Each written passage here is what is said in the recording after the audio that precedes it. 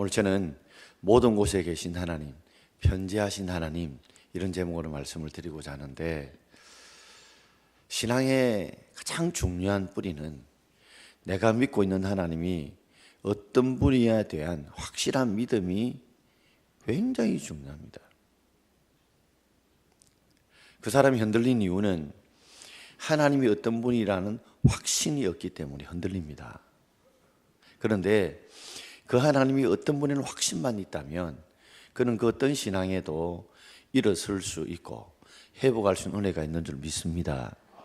여러분, 사람의 관계가 깨어지고 상황이 힘들어져도 우리가 상대에 대한 분명한 신뢰가 있다면, 상대에 대한 분명한 신뢰에 대한 확신이 있다면 그 관계는 반드시 때가 되면 회복되게 되어 있습니다.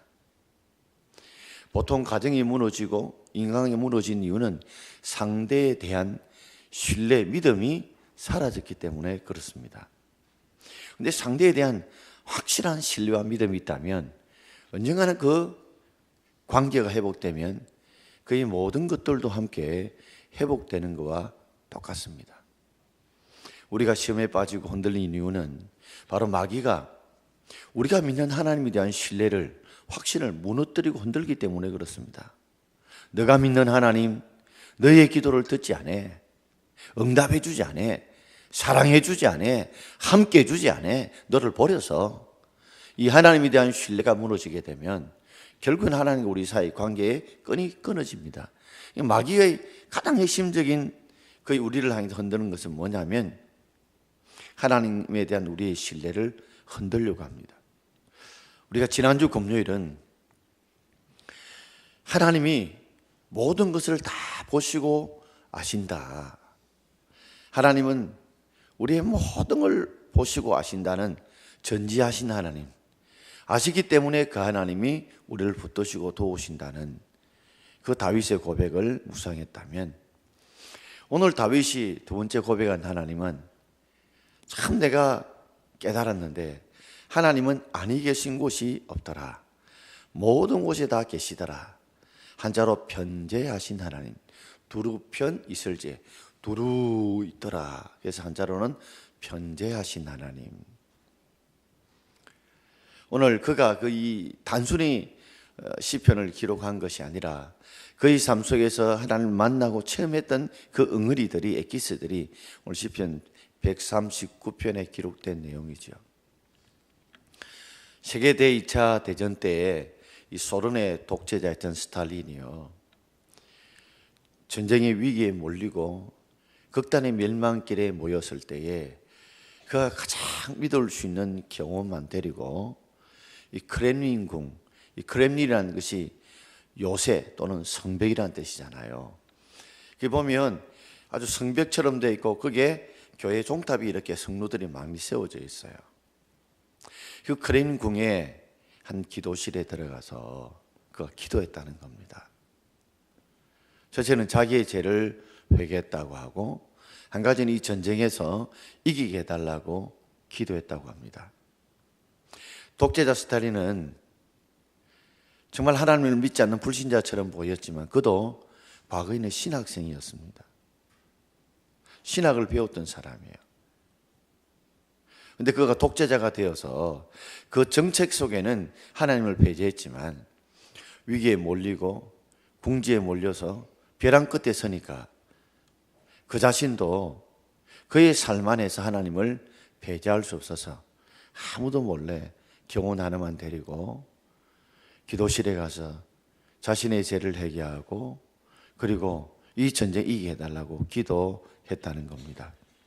한 경운의 고백을 통해서 알려진 내용인데, 그처럼 사람은 굉장히 강한 것 같이 보여도 위기 앞에 서고 절망 앞에 서면 굉장히 자신이 초라할 수밖에 없고, 그런 자들은 결국 하나님 앞에 매달리고 기도할 수밖에 없는 것, 그게 바로 우리의 모습이죠.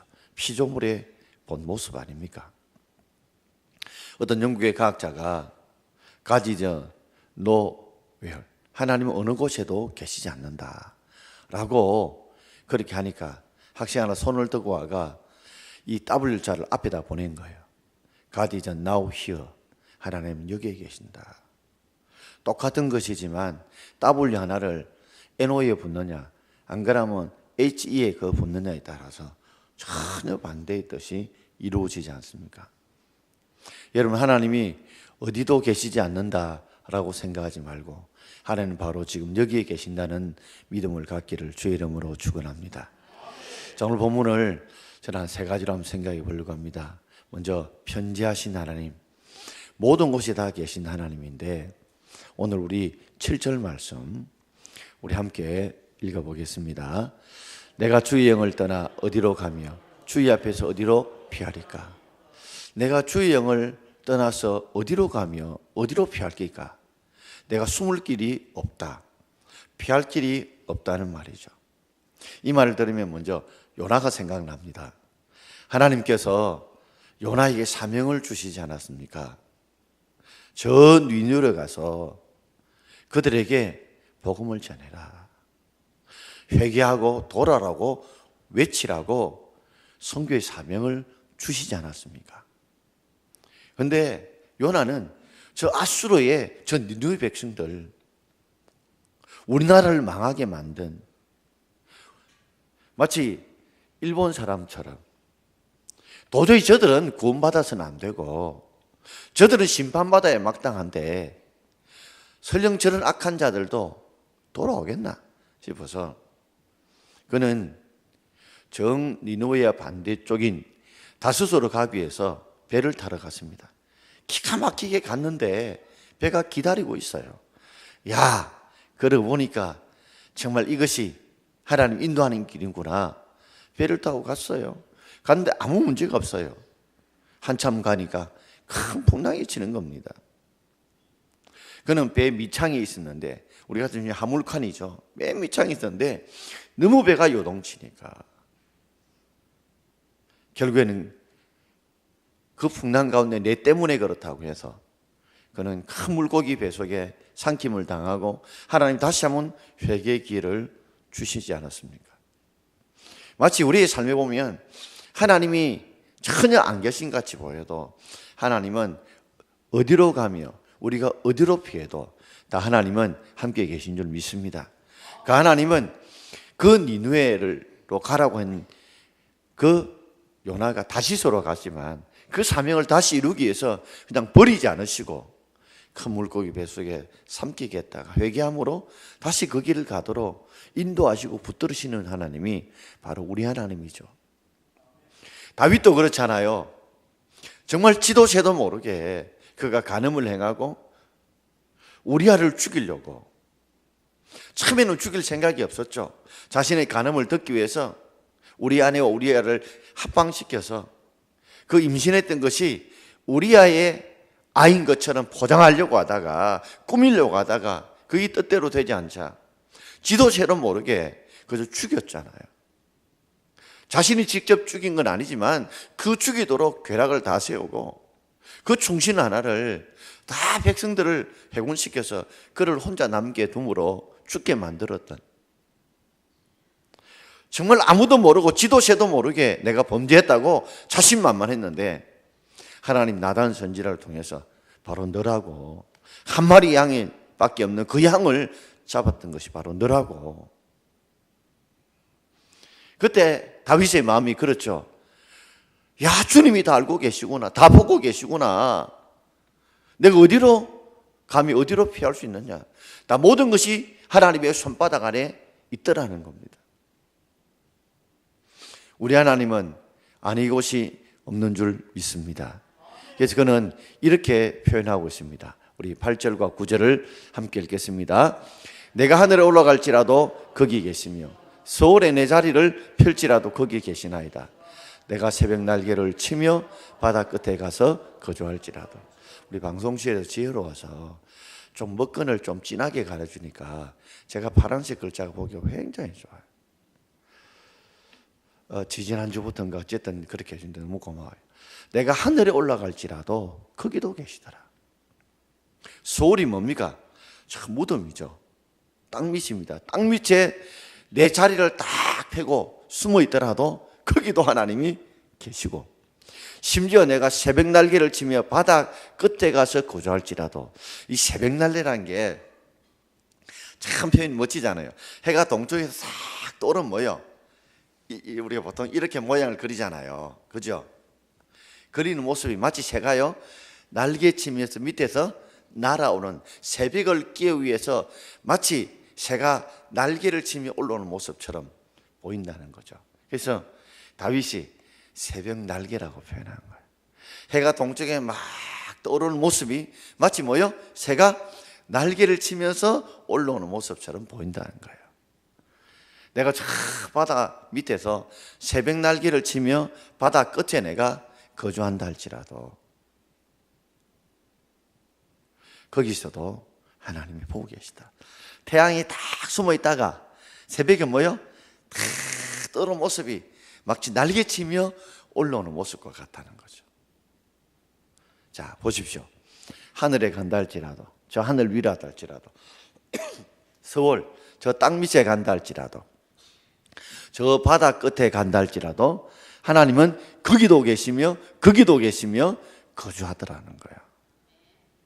하나님이 아니 계신 곳이 없더라는 겁니다. 마치 우리를 좀 쉽게 표현하면 하늘의 비행기를 타고 올라가도 거기도 하나님이 계시고, 어떤 데는 광물을 캐는 사람이 저 땅 밑에 들어가서, 그죠? 굴을 파고 뭘 할지라도 거기도 계시고, 우리가 배를 타고 저 멀리 바다 끝에 가도 거기도 계시더라는 겁니다. 그러니까 하나님이 뭐예요? 우리는 이 땅에만 있는 줄 알지만 하나님은 내가 피할 곳이 뭐예요? 하늘, 그리고 지하, 그리고 바다 끝, 그 외에는 어디 피한단 말이에요. 그러니까 하나님이 다 계시니까 우리가 피할 곳이 있어요, 없어요? 없다는 말이죠. 하나님은 천지 만물 모든 곳에 다 계시더라 하는 그 고백이 바로 다윗의 고백인 줄 믿습니다. 여러분 심령 속에도 하나님 모든 곳에 계신다는 그런 믿음이 저와 여러분께 있길 바랍니다. 내가 아침에 회사 출근해도 거기도 하나님이 계시고, 내가 출장 가서 일하는 그곳에도 하나님이 계시고, 내가 집에 돌아와도 그곳에도 계시고, 내가 운동하는 그곳에도 계시고, 내가 병원에 가는 그곳에도 계시고, 내가 공부하는 그곳에도 계시고, 내가 땀 흘려 힘들고 어려워 고통받는 그곳에도 하나님은 계신다는 믿음이 여러분께 있기를 바랍니다. 그러면 우리 하나님께 더 기도하게 될 것이고, 더 하나님이 나와 함께 계신다는 믿음 때문에 하나님 보고 계시고 나와 함께 계신데 하는 그 믿음이 우리에게 새로운 용기와 힘을 주지 않겠습니까? 어떤 데는 밤길 한번 걸어가 본 적이 있으십니까? 굉장히 무서워도 하나님이 나와 함께 손잡고 계신다, 함께 걸어간다 싶으면 덜 무섭지요. 어떤 때는 내 혼자가 무섭지만 두 사람이 함께 대화를 나누고 가다 보면 무섭지 않는 거와 똑같습니다, 여러분. 하나님은 우리 모든 곳에 다 계시는 하나님인 줄 믿습니다. 시편 23편 4절에 다윗이 그래 이렇게 고백했죠. 같이 읽어봅시다. 내가 사망의 음침한 골짜기로 다닐지라도 해를 두려워하지 않을 것은 주께서 나와 함께 하심이라. 주의 지팡이와 막대기가 나를 안위하시나이다. 내가 사망, 죽음의 캄캄한 음침한 골짜기로 다니더라도 자신은 해를, 어떤 고통과 아픔을 당하는 것을 두려워하지 않는다. 왜요? 거기도 하나님이 계시더라는 거죠. 그 죽음의 캄캄한 골짜기에도 거기도 하나님이 계신다는 걸 알았는 거예요. 그 하나님이 그냥 계시는 것이 아니고 뭐요? 주의 지팡이와 막대기로, 지팡이는 지시하는 막대기라고 생각하면 돼요. 그러니까 양들이 들어갈 때 목을 딱 걸면서 어디로 가라고 지시하는 게 지팡이고, 막대기는 막 때려가지고 잘못 가는 것을 바로 가게 만드는 게 막대기예요. 마치 지팡이가 꼬물어진 거는 지팡이고요, 일자로 된 건 뭐예요? 막대기라고 생각하면 돼요. 그러니까 그 사망의 음침할 쪽에 계신 하나님이 그냥 계신 것이 아니라요, 우리를 지시하시고 악한 원수를 막아서 때려서 우리를 보호하시더라는 거죠. 자, 그래서 두 번째, 다윗은 모든 곳에 계신 하나님은 우리를 인도해 가시더라. 자, 오늘 우리 10절 전반절 한번 읽어봅시다. 거기서도 주의 손이 나를 인도하시며, 거기서도 저 새벽 날개를 치며 바다 끝에 갈지라도 거기도 하나님이 주의 손이 나를 인도하시더라. 인도한다는 표현이 이런 표현일 것 같아요. 자, 동쪽 해가 탁 떠오르는 모습이 뭐요? 새가 날개를 치며 올라오는 모습 같은 거예요. 그런데 그 빛이 쫙 비춰주잖아요. 그럼 캄캄한데 이 배가 어디로 갈지 모르는데 빛이 쫙 비춰주니까 그 빛이 아무리 배가 빨리 가도 빛보다 빠릅니까? 빠를 수가 없죠. 그 모습이 마치 쫙 갈 길을 비춰주는 모습이 주의 손이 나를 인도하시는 것과 같더라라는 표현을 쓰고 있는 겁니다. 모든 곳에 다 계신 하나님은 우리를 그냥 두시지 않으시고 우리를 인도해 가시는 분인 줄 믿습니다. 우리 하나님은 우리의 삶을 어느 곳에 계신 하나님은 그냥 두지 않으시고 우리가 어느 길로 무엇을 해야 될지 모를 때에 우리로 하여금 빛으로 우리가 갈 길을 선하게 인도해 주십니다. 할렐루야. 그래서 오늘 11절과 12절 이렇게 말씀하고 있죠. 같이 읽어봅시다. 내가 혹시 말하기를 흑암이 반드시 나를 덮고 나를 두른 빛이 밤이 되리라 할지라도 주에게는 흑암이 숨기지 못하며 밤이 낮과 같이 비추이나니 주에게는 흑암과 같이 빛이 같음이니이다. 자, 이게 만약에 어둠이라고 생각해 봐요. 어둠이라 생각하면 흑암이 반드시 나를 이렇게 덮어요. 그럼 캄캄하겠죠? 나를 두른 빛은 뭐가 되는 거예요? 그럼 이 빛은 밤이 되겠죠? 이해가 안 되십니까? 여기 촛불이라고 생각해 봐요. 여기 촛불인데 내가 두꺼운 천으로 딱 덮었어요. 덮으면 이 빛이 뭐 돼요? 포대기로 덮이듯이 흑암이 반드시 나를 덮으면 나를 두른 빛은 뭐가 됩니까? 이게 캄캄해지겠죠?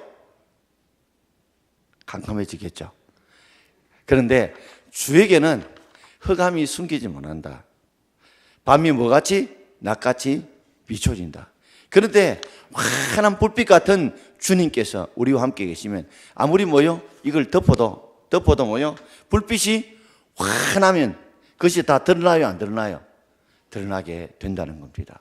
그래서 주에게는 흑암과 빛이 똑같다.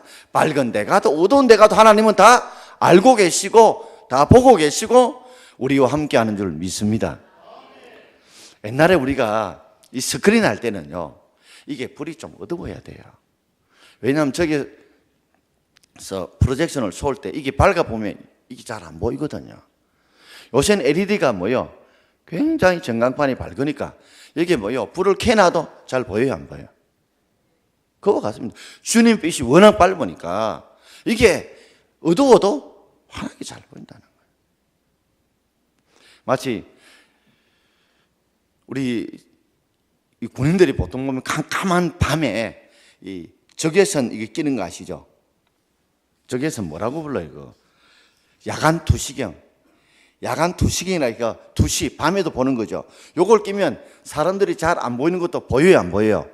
그와 똑같다는 거죠. 그러니 주님 앞에는 밤도 낮과 같이 환하게 아시듯이 그렇게 우리 하나님은 우리를 인도해 갈 줄 믿습니다.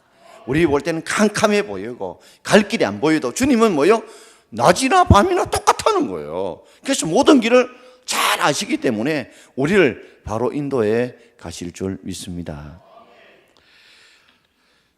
탈북자 피아니스트인 박철원 교수가 있습니다. 지금은 옛날에는 한시대 교수였고 백제시대 교수하다가 지금은 교수를 안 하시는가 모르겠는데 이분이 아주 천재 피아니스트였습니다. 그래서 8살 때부터 인정받기 시작해서 평양 음대를 러시아에 가서 유학을 하고 왔어요. 러시아에서 유학을 하는데 거기서 이제 재즈 피아노에 감회가 됐답니다. 리차드 크레이드만의, 나는 잘 모릅니다만은 그 가을의 속삼이라는 재즈곡이 있답니다. 저도 인터넷 한번 살짝 들어봤는데 이게 감회가 돼가지고 이제 다시 러시아 유학을 마치고 이제 평양 와서 이제 연주를 하게 됐대요. 평양 이 음악단과 연주를 하게 됐는데 리차드 크레이드만의 이 가을의 속삭임을 막 연주한 거예요. 그러다가 고발을 당한 겁니다. 불순분자로 고발을 당한 거예요. 이 북한에서는 19세기 정도 음악은 연주를 할 수도 20세기는 연주를 하지 못하게 해놨는데 특히 재즈 같은 거는 더더욱더 그렇죠. 그래서 완전 평양의 기족으로 있던 그가 총망받던 피아니스트가 졸지에 감시 대상이 된 겁니다. 피아노를 연주를 하지 못했어요. 그러다가 그가 언젠가 이 극동 방송을 몇 번 들었던가 봐요. 거기서 교회를 가게 되면 피아노를 연주할 수 있겠다. 그리고 탈북자의 소리를 듣게 된 거죠. 그러니까 중국으로 탈북하다가 잡혀가게 되었습니다. 그런데 그 치조하는 북한 수사관이 너 누구지? 예. 너 평양음대 출신이? 예. 너희 아버지 누구지? 예. 아, 이제 죽었구나 생각했는데 그 사람이 내가 이전에 너희 아버지에게 은혜를 입었다 하면서 풀어줬다는 거예요. 그래서 탈북을 해서 한국에 오게 됐고 설롬대 대학원을 다니고 그가 또 여러 연주를 통해서 지금 하나님을 잘 믿는 분이 되었죠. 여러분, 우리가 빛 가운데 있다 할지라도, 어두운 가운데 있다 할지라도 주님은 우리의 빛으로 되시고 그분이 어느 곳이든지 우리가 기도하고 매달리면 하나님 그 어두운 길에도 주님은 어둠도 빛같이 길을 하시기 때문에 우리가 볼 때는 어디로 가야 될지 몰라도 우리 하나님 의지하고 붙들면 하나님 우리 길을 인도해 가실 줄 믿습니다. 오늘 집을 나서기 전 1절 우리 같이 한번 불러봅시다. 오늘 집을 나서기 전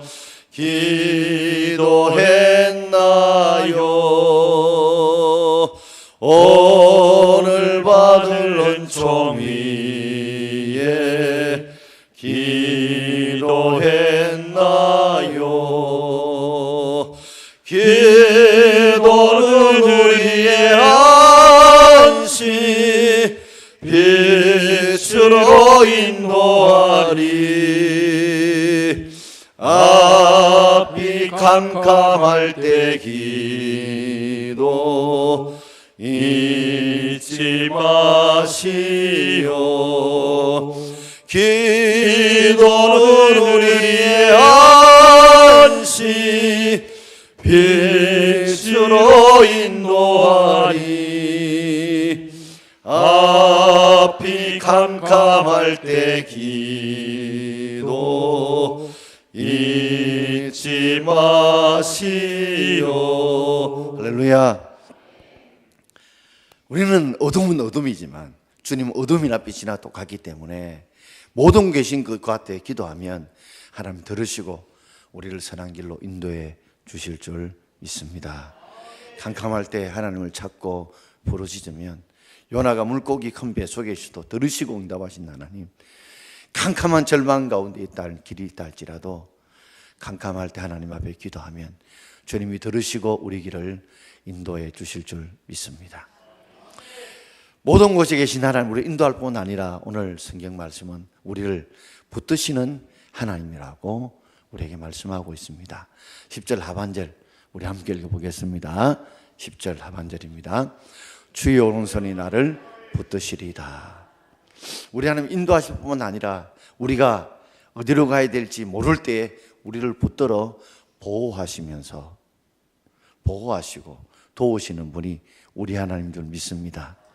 여러분, 우리가 모든 계신 하나님은 우리가 캄캄한 인생길에 어디 갈지 모를 때 우리 갈 길을 비춰줄 뿐만 아니라 우리가 어떤 데는 쓰러지고 넘어지고 자빠질 때가 되면 우리를 탁 붙으셔서 우리를 탁 붙들어 주셔서 우리를 선한 길로 인도해 가십니다.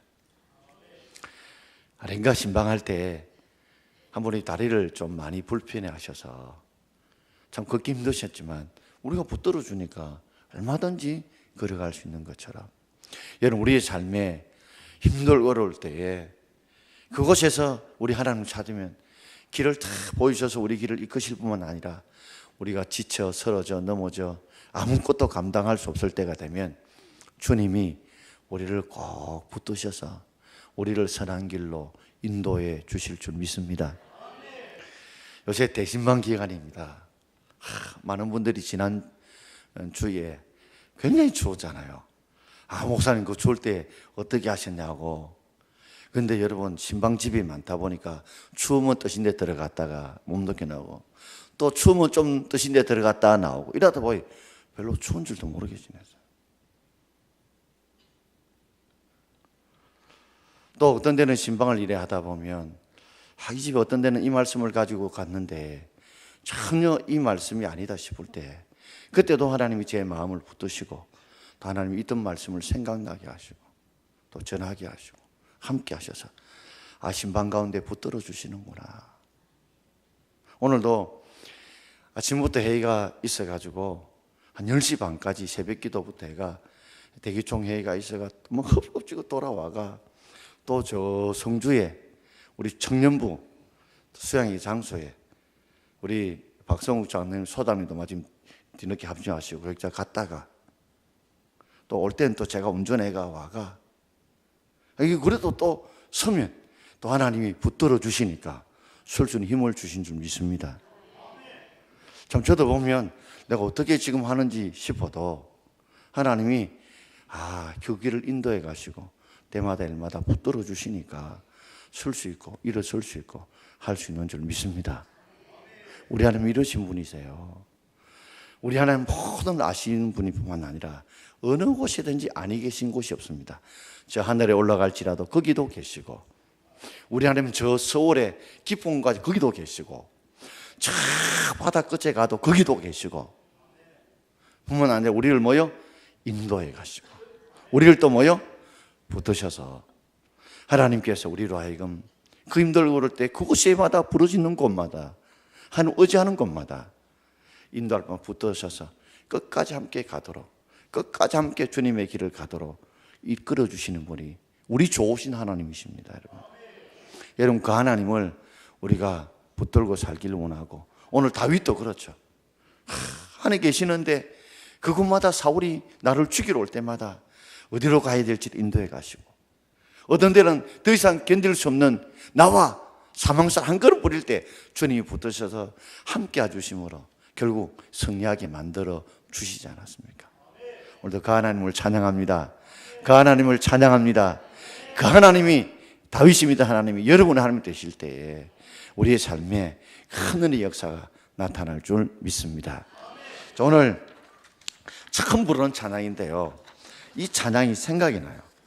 십자가 그 사랑 멀리 떠나서 무너진 삶 속에 잊혀진 주원에 돌 같은 내 마음 어루만지사 다시 일으켜